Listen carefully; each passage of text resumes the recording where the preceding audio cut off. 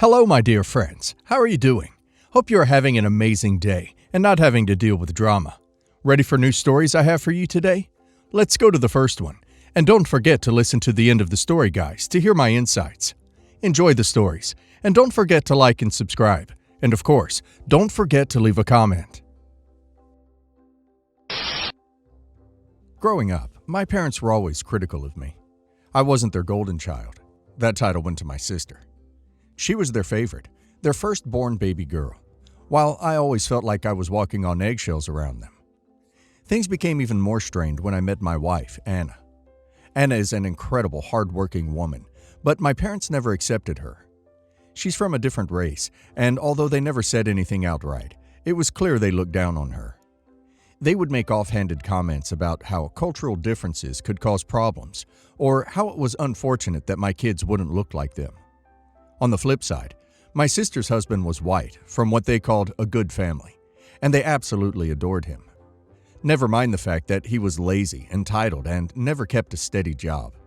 They still thought he was perfect because he fit their idea of what a family should look like. Despite their clear favoritism, I tried to keep the peace for years.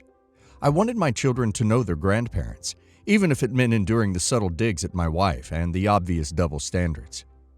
But the final straw came one Thanksgiving, when my son was about 5. We were at my parents' house, and my son took my sister's daughter's toy and made her cry. It was a typical kid moment, no malice involved. I immediately stepped in, told him to apologize, and made him give the toy back. I thought it was resolved. My son said he was sorry, the toy was returned, and I assumed we could move on. But that's when my parents unleashed a torrent of criticism. They accused me of not knowing how to raise my kids. They called them spoiled and said I was raising them to be selfish and rude. My mother even said, "They're going to grow up to be horrible adults, mark my words." I couldn't believe how harsh they were being over a minor incident. It was clear to me that this wasn't just about the toy. It was about how they'd always viewed me and my family. My father told us not to come back until I learned how to teach my kids how to behave. I remember the looks on my wife's and my kids' faces. Humiliated, hurt, and stunned. That was the moment I decided we were done.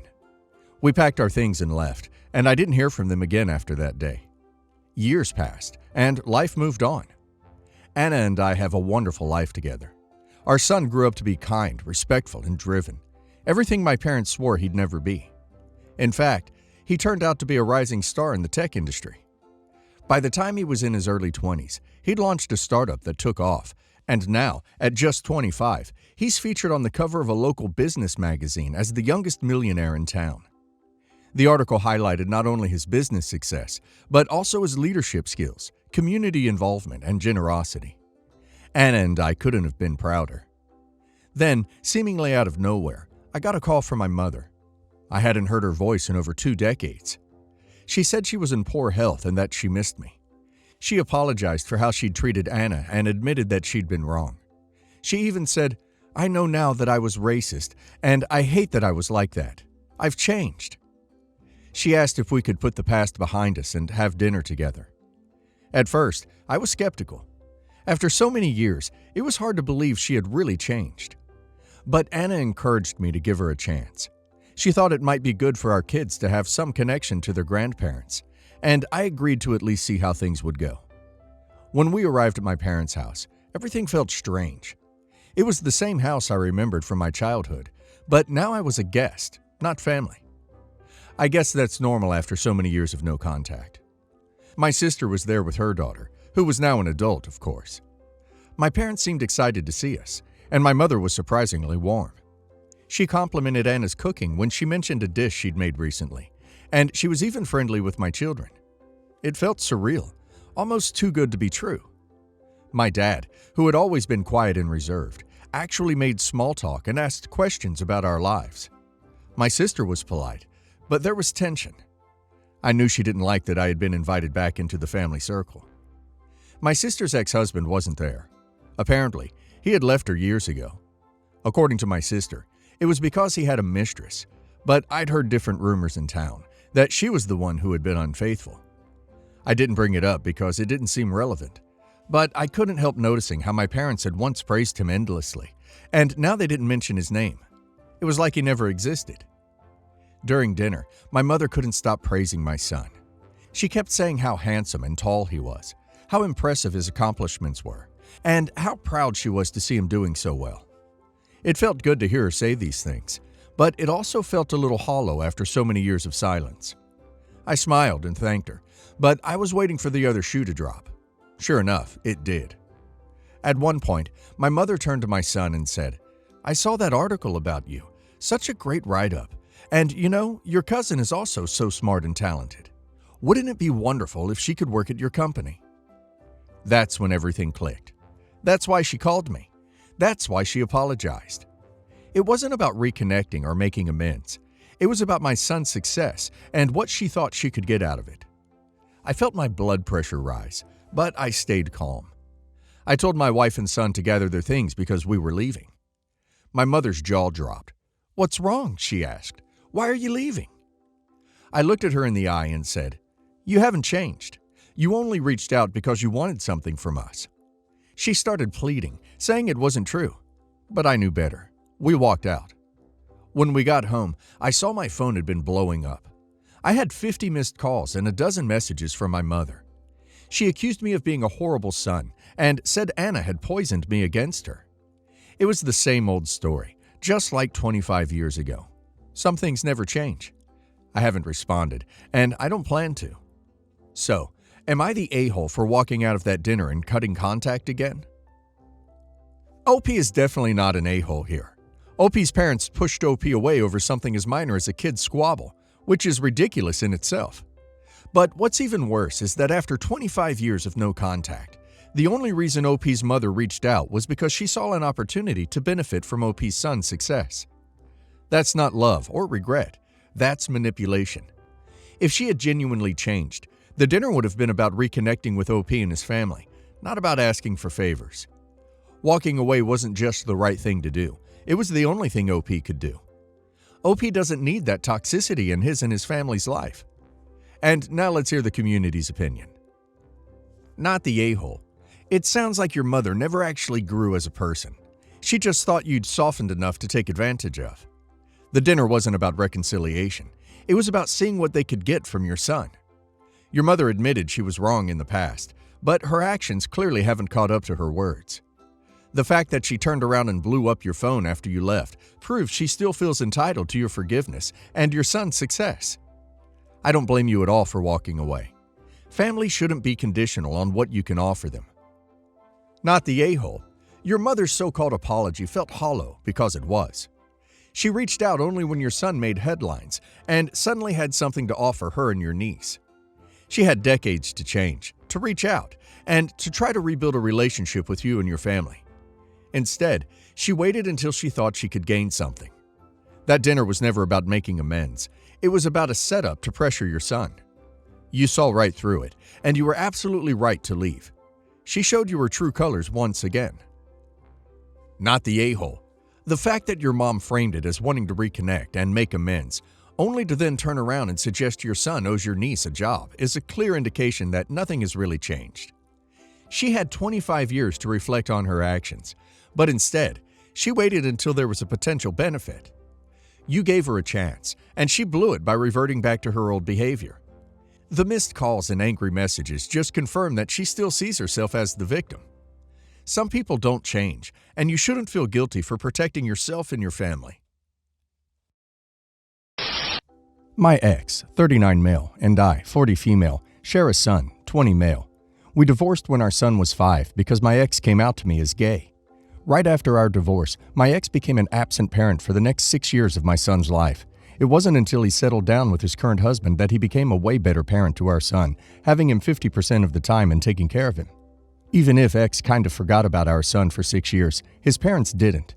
They disowned their son but still wanted to be a part of my son's life. They are wealthy, so my son never missed anything in his life.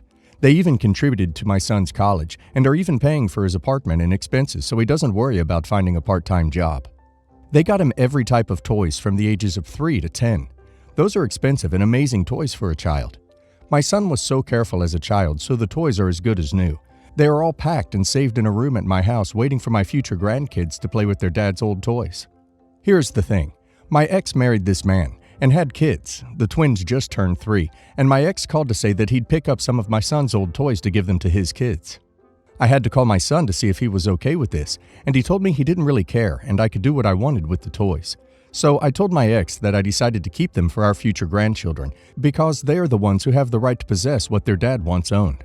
He called me a jerk for not letting his kids have the toys, since my son doesn't really care much about them and there are kids around who can play with them, and this was also a way to connect with their big brother. I mean, I think I'd be the a-hole if they couldn't afford it. But come on, X's husband is a dermatologist and X is an engineer. They can afford toys. My husband thinks I'm the a-hole for the only reason that they are unused now and some other kids could be playing. But there is also a chance these kids are not as careful as my son and can get them broken. Not the a-hole, but your ex is. He's an amazing father? Are you kidding? Amazing father? Suddenly he remembers he has a kid after 6 years? He dumped his kid for 6 years and then comes back. That doesn't make him anything but an amazing a-hole. Then he is mad that you're not giving him toys that clearly don't belong to him and probably didn't pay for a dime, since he abandoned you and your child. Don't care if he came out gay. Has nothing to do with how he treated your son. Don't think twice about what he thinks of you. Don't give him anything. His new kids are his responsibility, not yours. He sounds aggressive. Not the a-hole. Honestly, I had to think hard about this one. And what it came down to for me is that it seems like the toys have some sentimental value to you. Assuming this is correct, as you want to keep them in the family and pass them down to your hypothetical future grandkids. To be fair, you don't even know if you'll have. I see his point about just storing a bunch of toys that could actually be used, but he doesn't have a right to them by any means. And expecting you to give him something you technically own isn't cool. Now, if you're doing it just out of spite and using future grandkids as an excuse, I would consider you the a-hole, but I really didn't get the sense that was the case. Not the a-hole. Your son has these toys because your in-laws stepped up when your ex-husband abandoned him. They made sure he didn't go without from his paternal side. He doesn't get to demand toys from you simply because he wants them. He didn't even have the courtesy to ask nicely. He can afford toys for his kids. He had more than 6 years of not spending on your son to save for them. My guess, he wants these toys because his parents bought them. His children don't have a connection with their grandparents because they disowned the ex. He's trying to use these toys to falsify a connection. Giving the toys to his kids means they have something from them and something from their big brother. His situation with his parents is unfortunate, but he made a choice to lie to you and then abandon his responsibilities. You don't owe him any favors. My youngest daughter died 9 years ago. She left behind a husband, Joe, and 3 children. My granddaughter is now 17, and my grandsons are now 16 and 15. Joe has since remarried to a lovely woman, Marie. Marie has a son and a daughter from a previous marriage, and she and Joe have a 5-year-old together. We get along with Marie and the other children, though I would not say we are very close, and we are definitely not like we were when my daughter was alive. That appears to now be a problem. You see, there is a book, a scrapbook type of book, where we add new members of the family to it, and the children born get little updates about them until they're grown. It was started by my grandmother and continued by my mother, and now me. It's not in the best condition, but we cherish it in the family, and those who are gone, when we look back. There's little memories in there to make us smile.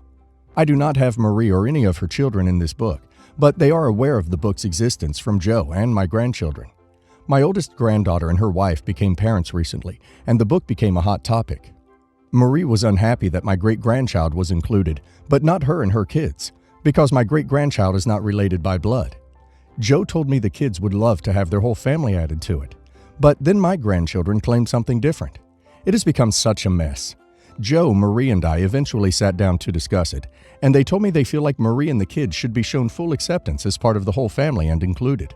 Marie also added that she should be added where Joe is, which is pages joined to my daughters. I said that would never happen. She told me she and her kids are just as much part of my family. I told her she is not. I made it very clear she will never be my daughter. Joe told me it would set a good example for my grandchildren, for them to fully embrace Marie and the children, to drop the need for the step, and see that they are all accepted just as much as he and they are. I told him that I could not do that I love him, that I love my grandchildren, but I do not love Marie or their other children, that I like them and they are good to have around, but it is not the same. They're angry. My grandchildren are upset their dad wanted Marie and the other kids to be in the book. Marie called me a terrible grandmother in person, and that she had told her kids I was grandma, and now I had made their lives so much more terrible. Am I the a-hole? Adding in for clarity, I have multiple grandchildren for multiple children. The granddaughter who is married with a baby is not my 17-year-old granddaughter from my youngest and Joe. Not the a-hole. This is a very clear-cut case of not the a-hole. Marie and her children are not related to you by blood. Marie is not married to your son or daughter. Marie is married to your late daughter's widowed husband.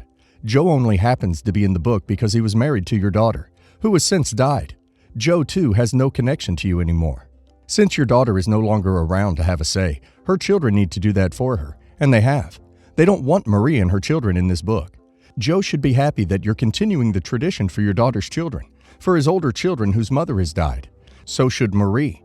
If Joe and Marie care so much, they should have started a new book years ago for their own blended family, but they cannot demand that extended family members do the same. Not the a-hole. This woman is basically a stranger to you. You don't owe it to her to be added in the family book. And your grandchildren understand this as well. The issue is Joe and Marie. I imagine the grandchildren are hurt and feel like she's trying to shove into their memories of their mother. Love that Dad lied about the kids' feelings, too. Glad Grandma asked them directly. I don't understand these people who marry a widower and can't accept they're a widower. Like, just marry someone who doesn't have that baggage if you don't want to deal with it. Not the a-hole. The key here is that your grandchildren do not want Marie and her children included. Joe knew that and lied about it. Then he let the truth slip. He and Marie have been pressuring your grandchildren to drop the step when they don't want to. Joe is trying to force your grandchildren to play happy families with Marie when she clearly hasn't earned it, probably by being too pushy. He's trying to force the kids to refer to Marie as mom, drop the step, and he and Marie are trying to use the book to manipulate the kids. See, Grandma accepts us as a real family, so why can't you? Start saving up and making space, because sooner or later, the grandkids will probably ask to stay with you for a break, if not straight up ask to move in. I, female 19, have been together with my boyfriend, male 18, for 3 weeks, and had a difficult time finding a present for Christmas, since we haven't been together for a long time. We share a friend group, so I thought it would. Now, he really loves stars and space and is a fan of NASA, and I thought about buying him something related to NASA. However, my friend, female 19, did a great job talking me out of it. It would be too much and too expensive. You haven't been dating for a long time, and I'm mad at myself for listening to her. Anyways, I thought of another idea. Him and I have an inside joke about salsa sauce, and he really loves it. So I bought him the sauce. Not too expensive, not very original. I bought him the sauce before, but he likes it. Now, yesterday the friend told me what present she bought for our friend group, and I couldn't believe when she said she bought him products from NASA. After talking me out of it.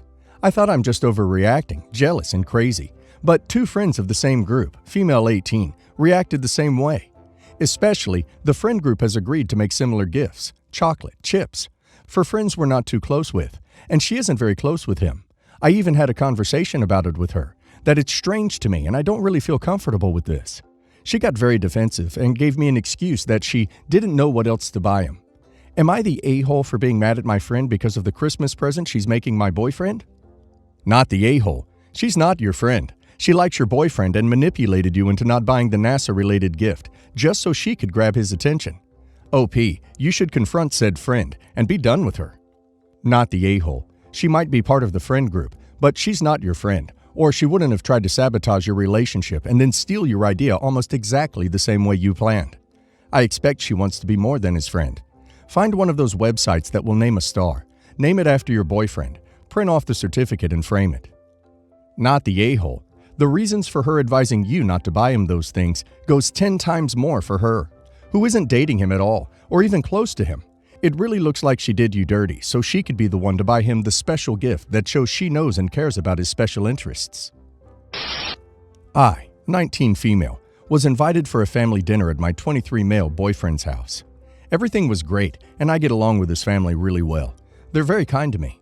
After the dinner, we were all sitting in the living room watching TV. It was just me, my boyfriend, his parents, and his younger brother, 20 male. At some point, his brother gets up and goes to his room and returns with a shoebox. He said it's for me and handed me the box. It was shoes, sneakers, that I mentioned a while ago. He has the same ones, and I said they look cool, so he decided to buy them for me as a gift. I didn't really know what to think, but I was really appreciative of the gesture and thanked him several times. They go for about $200 currently, and I really felt he shouldn't have spent that money on this. But regardless, what's done is done, and I wasn't going to cause a scene in front of everyone. His parents seemed to have found it amusing as well, and the only one who was upset was my boyfriend.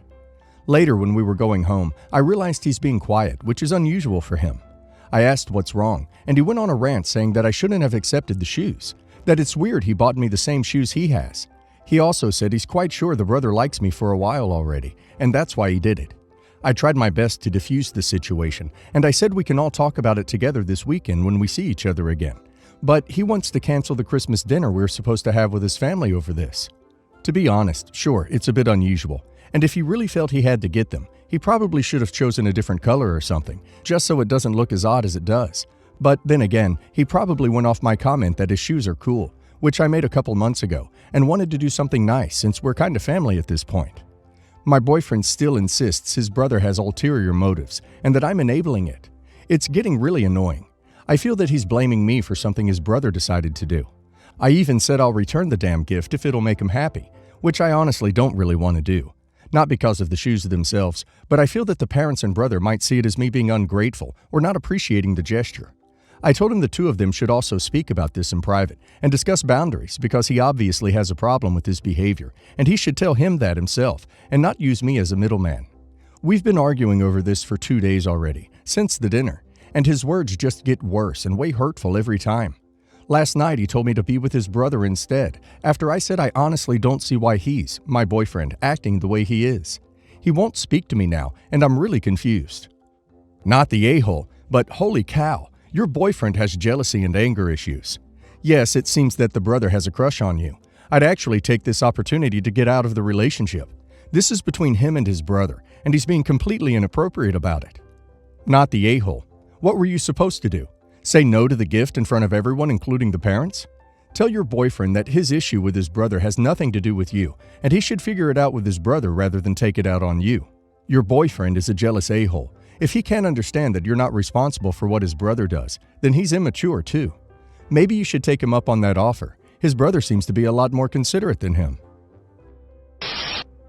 I started a new job exactly 1 month ago. We were 3 people to join at the same time, so we stuck to each other. But me and A mostly got a little bit closer, because we're the only ones who smoke, and we started taking smoking breaks together frequently. He is very cordial and was straightforward about being married since the first day we met, and I, in return, never showed any interest in him, because he is honestly not my style at all, although he is one of the very few people I get along with at work. I usually eat lunch at the break room with my team, but today he asked me if I wanted to eat lunch with him on one of the benches in the garden outside where he usually eats alone, which a lot of people eat in, since the break room we have is very small and can't contain all the staff during lunch break anyway. Comes lunch break, I went to the break room to use the microwave, and my coworkers asked me why I'm not joining them. I explained that I will be having lunch with A today, and then they started telling me how inappropriate it was for me to have lunch with a married man, and how I should be thinking about his wife, etc. Honestly, I never saw it that way, because we've always been respectful and our relationship has always been amicable but professional from the get-go. They went on, saying that if they were his wife, they would come to our workplace and cause a scandal for me, and honestly, it started getting to my head. At the same time, I like having someone else to share my smoke break with instead of going alone. We are both introverts, so it's nice to be able to spend time at work with someone who doesn't require a huge mental effort to talk to. So, would I be the a-hole if I continue to have smoke breaks, occasional lunches with my married coworker? I'm going with not the a-hole, yet. However, you're new, so it will be viewed as tactless, which could affect your workplace environment. Establish better boundaries. Maybe try inviting him to eat with you and your team. If he gives pushback or never seems to want other people around, that might be a red flag. Nope, not the a-hole. As long as y'all don't do anything that may harm his relationship, I believe it's fine. However, if it still bothers you, but would like to continue, I suggest being acquainted with the wifey and let her know about these breaks, so it wouldn't appear and feel as doing something behind her back. Not the a-hole. Not sure why your coworkers are trying to stir the pot. There's nothing wrong with having married friends, and nothing wrong with having friends of a different gender. It doesn't even sound like you're friends at the moment, just colleagues who eat lunch and smoke together sometimes.